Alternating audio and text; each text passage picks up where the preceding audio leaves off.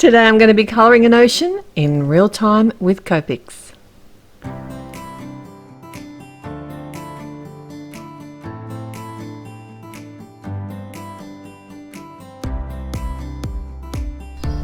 Hi, it's Therese from Lostinpaper, and I've got a Cards for Men card to share with you today and some Copic colouring. There's lots of stuff going on in this card. So if you're here to see the ocean colouring in real time, the Copic colouring, head to 4 minutes and 26 seconds because it takes me that long to get to it. There's lots of fun things between now and then though, including this little rat. He's from Craft and he's so cool. I've stamped him on some white Nina cardstock. This is the 80-pound version in some tuxedo black ink. And I'm actually using my artist markers, and this is what I love about all the alcohol markers that are out there and that are available. They all mixed beautifully. So the colours that I wanted to use were these WG colours from Altenew artist markers, but I can just as easily come in and mix them with my Copic sketch markers, because I tend to only have the sketch ones, but they do come in 3 different kinds. And alcohol markers will mix with each other, all the brands will mix, so that's a great thing. So if you already have some and you want to build on your stash, don't stress about what brand they are.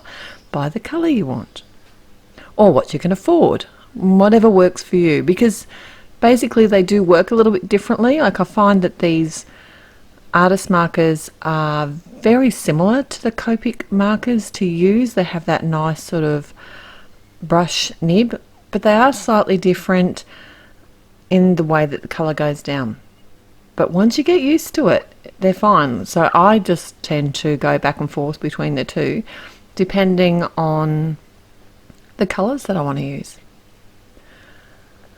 Right, I will list all the colours that I used today at my blog, and you'll find that link in the description below. Mostly I think the lids are off to the side, so you can basically see which colours I am using as well. If you pay close attention, you'll be able to see that. And I have this piece of cardstock. It's cut to the same size as a card from, and I decided to make this little rat standing up on a ledge, I suppose, with the ocean beside it. So I'm just using this is a mechanical pencil, and I really like this. I've been using these for years, and they have an eraser on the end as well, and you can just buy leads, and I have a few of these. I love them. And I just sketched out the ledge that I wanted him standing on. I've cut a mask out of some stamped masking paper and covered my ledge and the ocean portion with some post-it note. Nice bright fluoro yellowy greeny colour.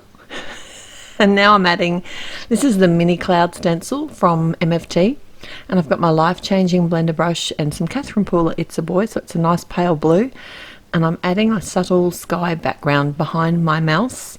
And generally I don't put a lot of detail into my masculine cards. I like them fairly clean and simple. This is probably a bit busier style of masculine card for me, and I think it's because I wanted to create a scene. So, and once I kind of got fixated on that whole scene thing, then I needed clouds in the background, I needed something for it to stand on, and then I needed my ocean. It was an idea.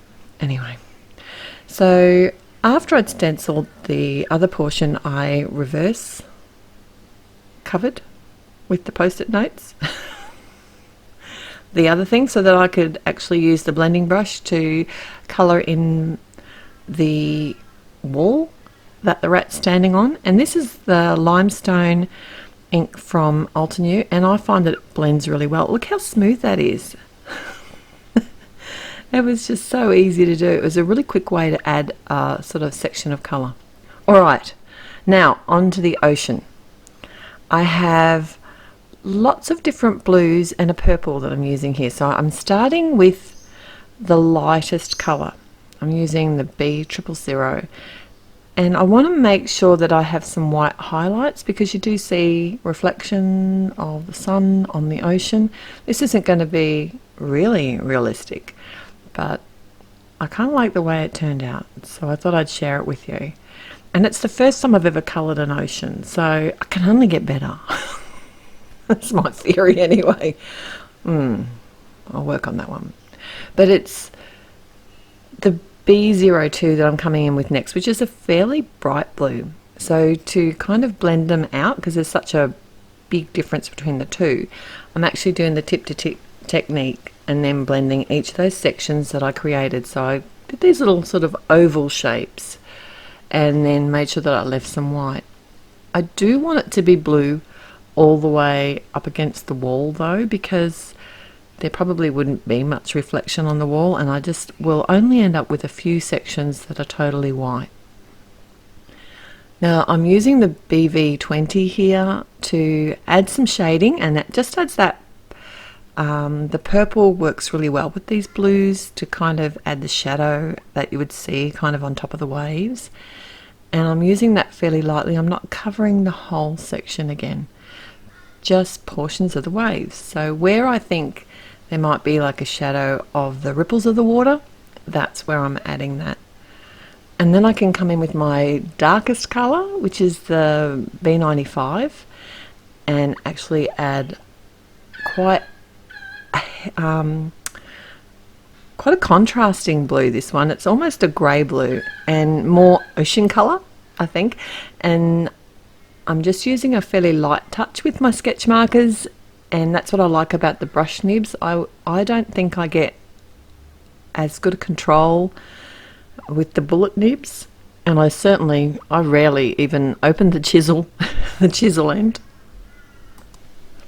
It feels like it's been such a long time since I've done any of my Cards for Men card series videos. I've had a really busy year, I think everyone has, and I ran out of masculine cards, and I've got a few boy birthdays coming up soon, and they're not just like boy birthdays, that's easy. Men's birthdays is harder for sure, and this is a 60th birthday card, so I want it to be special because it's for a special friend, and I've known him for a very long time, and he has a very wicked sense of humour, so I know he's going to love this.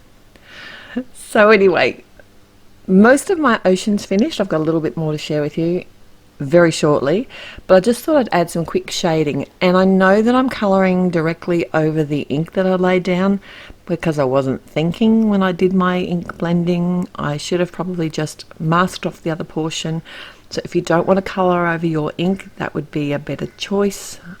I didn't notice any damage to my markers, and I know that there are other colourists out there that often colour over ink and say that they have no problems. But normally I don't tend to do that. Right, so I did stamp a sentiment. It's a really fun one from Stamplerations. It's called A Snarky Birthday to You. It's got a few fun sentiments in it. I don't know if it's still available. I will link it if it is. And I stamped that in some Moon Rock. It's another Alta New ink. And then I did attach the whole panel to the front of my card. I wanted to add some splashes. So this is a 60. I've die cut it. I've popped it up on some fun foam. It was in the packet. I'd cut it out for another project and didn't use it, so I thought I might as well use it today. And it's the Alta New bold numerals die set, I think it's from. I will link that as well.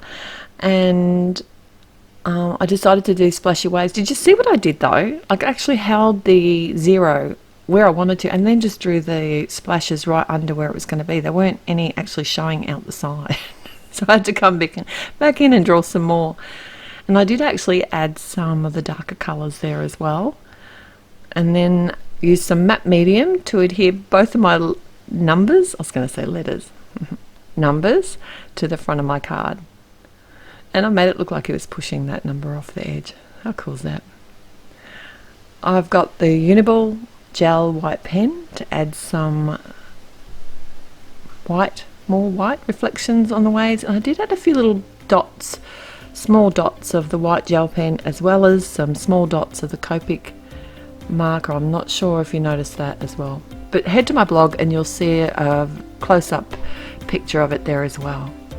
So glad you could join me here today. I hope you've had some fun. If you did, click on the thumbs up button to let me know that you enjoyed this video. And if you haven't already, I'd love it if you subscribe to my channel, and I'll see you again here real soon. Till next time, happy paper crafting. Bye.